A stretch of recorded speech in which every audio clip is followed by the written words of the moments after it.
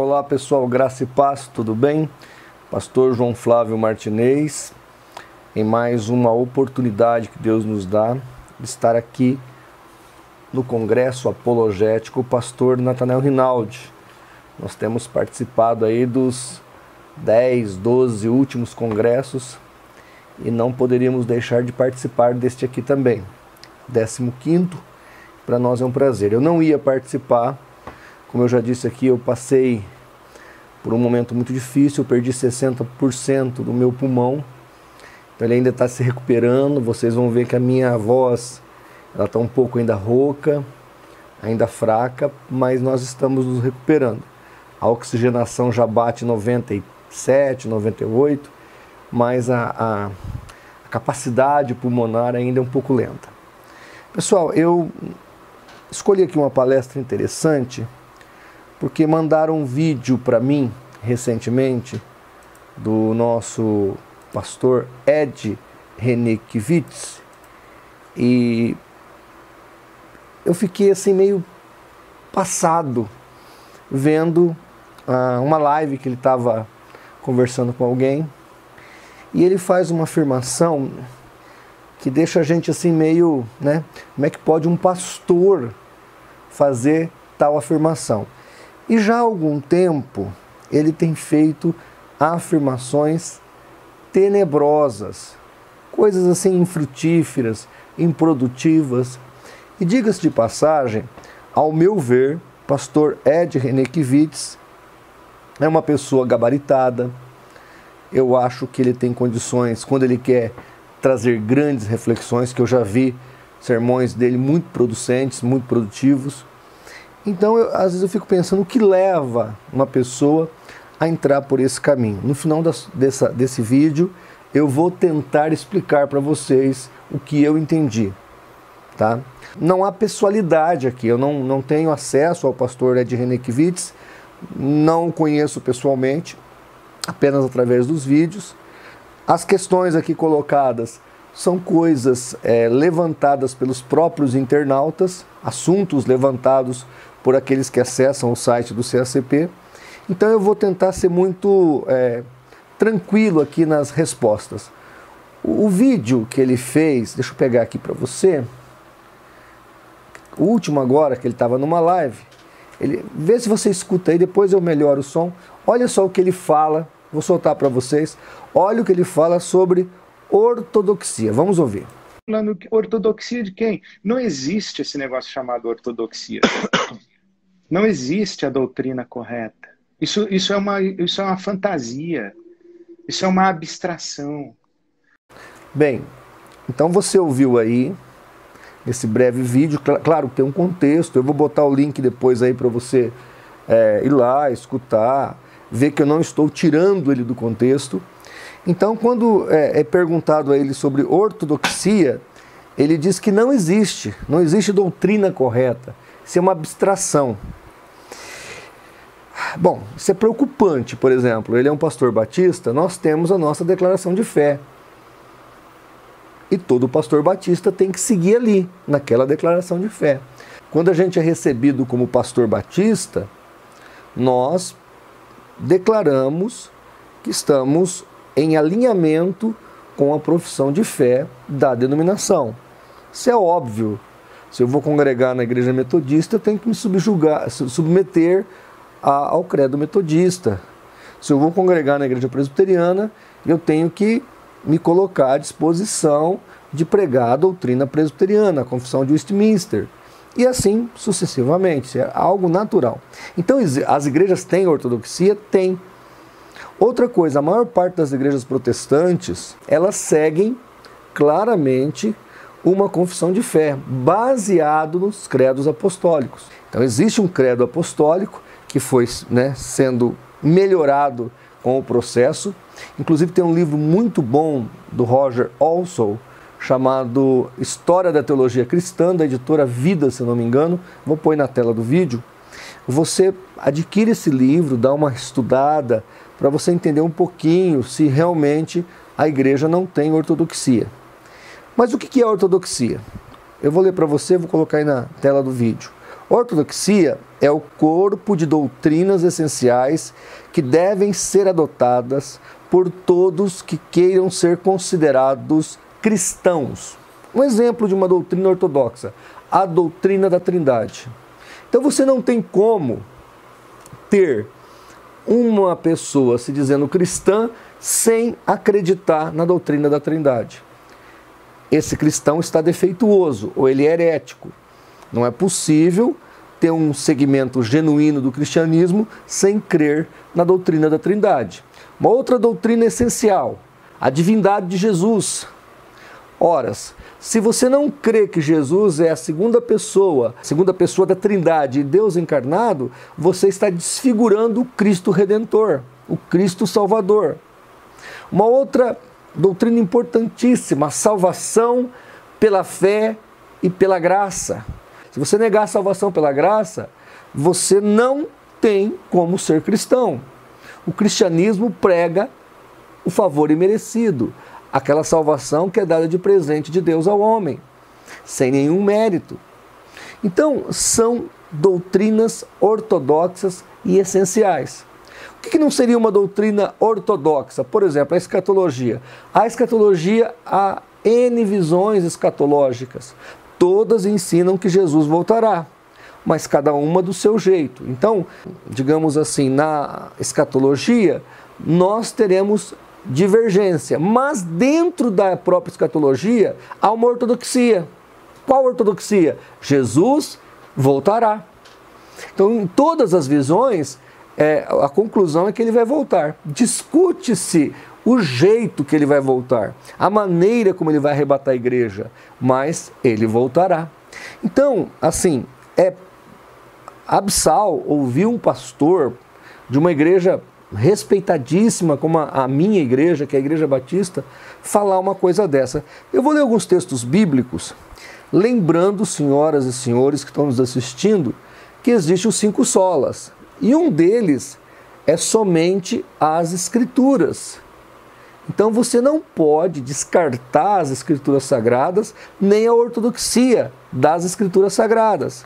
Então olha lá, Tito 2:1, Paulo diz a Tito: tu, porém, fala o que convém à sã doutrina. Então veja que já existia na época de Paulo a sã doutrina. Efésios 2:20, vamos ver qual era essa sã doutrina. Edificados sobre o fundamento dos apóstolos e profetas, sendo ele mesmo, Cristo Jesus, a pedra angular. Então existe uma ortodoxia. Qual é a ortodoxia? É o fundamento apostólico. 2 Timóteo 3:14-17, Paulo diz assim: tu, porém, permanece naquilo que aprendeste e de que foste inteirado, sabendo que o aprendeste, que desde a infância sabe as sagradas letras, que pode tornar-te sábio para a salvação pela fé em Cristo Jesus.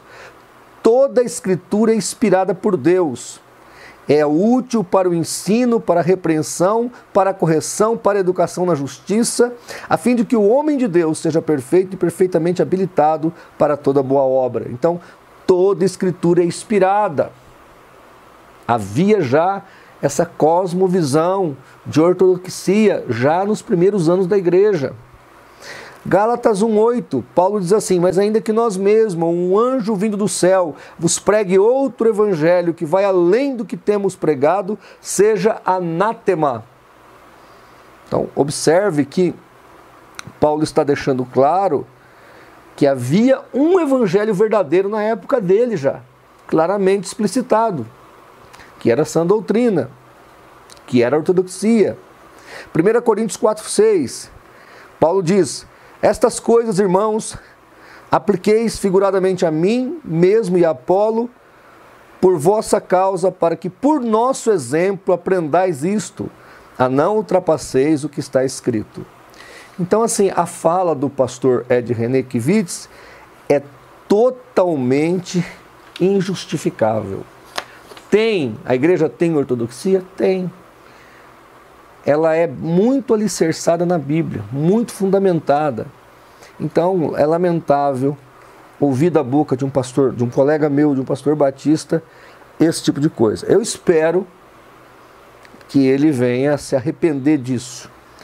Mas acho difícil, porque o Ed René, ele começou na década de 90 o seu caminhar como pastor batista. E quem vai lançar ele diante da igreja evangélica brasileira é o Caio Fábio, o ex-reverendo Caio Fábio. Então ele segue essa linha do reverendo Caio Fábio. A patota do Ed René Kivitz é essa. É o Caio Fábio, é o pastor Ariovaldo Ramos, é o pastor que negou agora o arrebatamento da igreja, o Ricardo Gondim. Então, você observa que é uma turma progressista, de esquerda, da teologia da libertação, que tem um viés dentro, um pezinho dentro da igreja evangélica brasileira. Então ele segue uma linha mais liberal da teologia. E os colegas dele, que andavam com ele na década de 90 praticamente estão desviados. Porque para mim esses três que eu citei, que sempre andou com ele, são três hoje desviados, não estão nem numa igreja confessional e séria, direita. Então aí a Deus dará. Mas olha só, ele não para aí. Estou pondo aí o link onde ele vai dizer o seguinte, que lá na passagem onde Jesus se encontra com a mulher samaritana em João capítulo 4, o texto ali, gente, é muito claro no original grego, no latim. Você pode pegar qualquer tradução da Bíblia, o texto é claríssimo. A mulher está ali para tirar água, ela vai já ao meio-dia com o sol a pino, porque ela era uma mulher que não tinha uma boa fama. E ali Jesus abre um diálogo com ela e Jesus diz para ela, essa água que você está aí buscando, você toma e torna a ter sede. Mas a água que eu lhe der, nunca mais você terá sede. E ali ele fala que é a água que brota do interior, que é a água da vida. Jesus está numa conversa extremamente espiritual ali com ela. E tanto é verdade, se você pegar ali o João capítulo 4 e ler, que essa mulher volta à cidade, fala sobre Jesus, e lá em Atos capítulo 8, quando Filipe depois chama os apóstolos, Pedro e João, eles descem a Samaria, Samaria está convertida, obviamente pelo trabalho dessa mulher samaritana. Então ali o texto é muito claro, Jesus faz uma analogia entre a água humana, a água mineral e a água espiritual que o nosso Deus, através de Cristo Jesus, estava oferecendo àquela mulher. E aí o Ed René Kivitz, nesse vídeo que eu estou colocando aí o link para você, vai dizer que aquilo é uma cena pornográfica, inapropriada para menor, e que Jesus ali naquele momento estava oferecendo um jato, ou o seu esperma para aquela mulher. Olha, gente, é abissal esse tipo de coisa. Imagine vocês, Jesus então estaria ali, chamando aquela mulher para uma relação sexual. Para que Jesus ia dar o esperma dele para aquela mulher? Sabe, para que um pastor vai falar uma coisa dessa? Se tivesse base bíblica ainda, se tivesse fundamentação teológica, você pode pegar qualquer compêndio teológico. Isso é absurdo. Isso é coisa de mente perturbada, de gente doente. Triste uma coisa dessa. Eu estou pondo aí um print, mas eu tenho também um áudio dele aqui onde ele fala isso. Ele diz que a Bíblia não é, mas contém a palavra de Deus. E nós sabemos muito bem, eu reitero isso, um dos solas da Reforma Protestante é sola Scriptura, ou somente as Escrituras Sagradas. Mas ele nega a Bíblia como palavra de Deus. Então ele relativiza, como teólogo liberal que ele é. A Bíblia apenas contém, ou seja, a Bíblia é apenas uma das maneiras de Deus falar com o homem. Outro dia tinha aquele pastor, acho que é Brunet, não sei o que lá, Brunet, eu não fico assistindo esses caras, mas ele estava dizendo que Jesus é a palavra e a Bíblia não é nada. A Bíblia é só mais um livro que tem lá as mensagens de Deus. Olha, gente, a igreja brasileira está sendo devassada pela teologia liberal. Tem um livro que eu acho que é do reverendo Augusto Nicodemos, que ele fala o que estão fazendo com a igreja.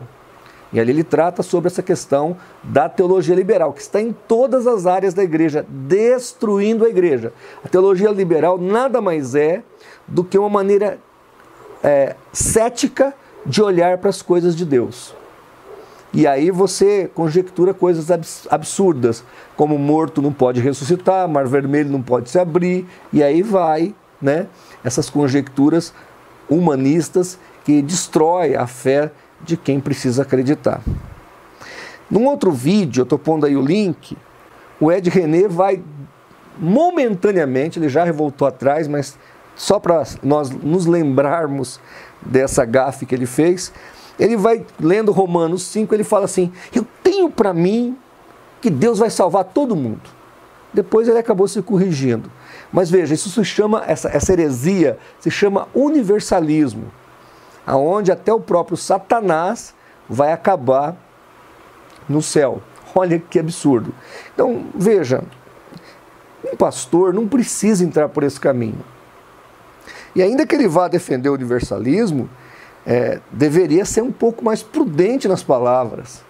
Porque os universalistas que pregam aí por aí, eles são bem, sabe, concatenados, discretos, para tentar induzir a pessoa a essa ideia. Mas ele foi escancarado e sem objetividade. Romanos capítulo 5 em nenhum momento defende o universalismo. Aliás, nenhum texto bíblico defende o universalismo. Veja João 3,16, porque Deus amou o mundo de tal maneira que deu seu Filho unigênito, para que todo aquele que nele crê não pereça, mas tenha a vida eterna, ou seja, todo aquele que nele crê. Quando você lê o 17 e 18 do capítulo 3 de João, você vai ver que aquele que não crê será condenado. E Jesus vai dizer que a maioria das pessoas serão condenadas eternamente, porque irão não entrar pela porta estreita, mas sim pela porta larga. Então, veja a falta de critério. Por fim, eu estou pondo aí o link, mas tem vídeos dele também falando disso. Ele vai falar do seu estado emocional. E ele diz que vive um estado emocional tão depressivo que ele só dorme com tarja preta. Que ele só mantém o equilíbrio à base de remédios. Eu quero aqui agora aproveitar, porque eu já tive um problema com isso, com o Leandro Quadros, e eu quero falar o que eu acho que aconteceu com o Ed René e também o que eu acho que aconteceu com o teólogo adventista Leandro Quadros. Vou aproveitar para dar uma beliscadinha nele. O Leandro Quadros, por exemplo, ao meu ver, ele é um rapaz que tenta ser justo, honesto, direito, e um belo dia, diante da apologética brasileira, questionadora, ele descobriu que a sua profetisa, Ellen G. White, é uma pseudo-profeta, é uma falsa profetisa. E agora ele vive aquele conflito. Ele quer viver a verdade, ele quer viver o que é certo, mas ao mesmo tempo ele sabe que o baluarte da denominação dele é falso. E aí ele fica pensando, vou renunciar tudo, o meu salário, o meu posicionamento, o meu status, porque nós estamos falando, por exemplo, no caso da Igreja Adventista, uma das seitas mais ricas do planeta. Então ele fica nesse conflito, e aí só tarja preta para resolver. No caso agora aqui do Ed René, é algo similar. Mas o Ed René, como disse o Dr. Nicodemos uma vez num dos seus vídeos, é que ele descobriu, através da teologia liberal, que Jesus é mito. Que céu e inferno é surreal. Que Bíblia é só um livro de conto da carochinha. E aí, já nessa idade, quase 60 anos, tendo uma igreja grande que gosta de ouvi-lo e dá a ele um bom salário que ele realmente merece, aí ele fica nessa crise, né? Como é que eu vou agora chegar diante do meu povo e dizer, gente, olha, na verdade eu não creio mais em Jesus, ou eu não creio mais no jeito bíblico de crer em Cristo, eu não tenho mais essa fé. Se ele fala isso, ele acaba com o ministério dele, acaba com tudo. Então eu acho, é uma conjectura, eu acho que o Ed René Kivitz precisa tomar esses psicotrópicos todos por causa dessa crise interior que ele vive. Quer dizer, chegou ao ponto de não acreditar mais na palavra de Deus.